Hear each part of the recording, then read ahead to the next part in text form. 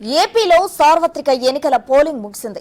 Polling రోజు అర్ధరాత్రి వరకు కూడా క్యూ లైన్లో ఉన్న ఓటర్లకు ఓటు వేసేందుకు అవకాశం కల్పించారు ఎన్నికల అధికారులు. అయితే తాజాగా తుది పోలింగ్ శాతంపై ఈసీ క్లారిటీ ఇచ్చింది. ముందుగా అర్ధరాత్రి 12 గంటల వరకు నమోదైన ఓటింగ్ మేరకు రాష్ట్ర వ్యాప్తంగా 80.59% నమోదైనట్లు అంచనా వేసింది. పూర్తిగా అన్ని చోట్ల కలిపి నమోదైన ఓటింగ్ 80.66% ప్రకటించింది.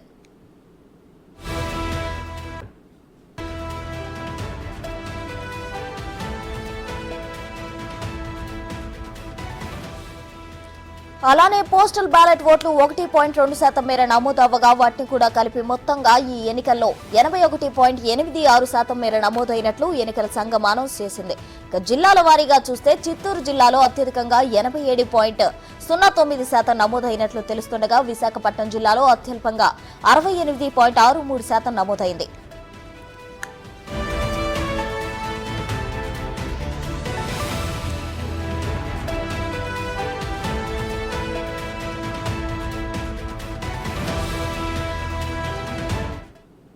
మరిన్ని వివరాలు విజయవాడ నుండి మా ప్రతినిధి శివ లైవ్ లో అందించడానికి సిద్ధంగా ఉన్నారు. శివ, చెప్పండి. అయితే ఏపీలో పోలింగ్ కి సంబంధించి కొన్ని చోట్ల అత్యధికంగా ఓట్ల శాతం నమోదైంది, కొన్ని చోట్ల అత్యల్పంగా నమోదవడం జరిగింది. అయితే ఓవరాల్ గా దీనికి సంబంధించి ఈసీ క్లారిటీ ఇచ్చినట్లు తెలుస్తుంది. ఓవరాల్ డీటెయిల్స్ ఏంటి శివ?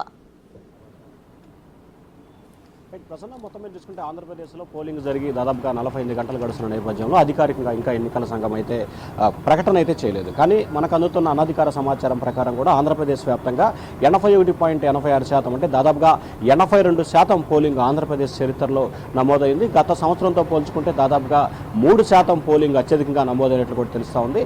అత్యధికంగా చిత్తూరు జిల్లాకు సంబంధించి కూడా పోలింగు 87.9% నమోదైనట్టు, అత్యస్వల్పంగా విశాఖపట్నానికి సంబంధించి కేవలం 68.63% మాత్రమే పోలింగ్ నమోదైంది. దర్శి నియోజకవర్గం, ప్రకాశం జిల్లా దర్శి నియోజకవర్గంలో దాదాపుగా 91% పోలింగ్ నమోదైన పరిస్థితి కనిపించింది. అలాగే ఒంగోలు పార్లమెంటు పరిధిలో అతి స్వల్పంగా కేవలం 47.8% మాత్రమే పోలింగ్ నమోదైన పరిస్థితి కనిపిస్తూ ఉంది. ఒంగోలులో చాలా తక్కువ జరిగింది.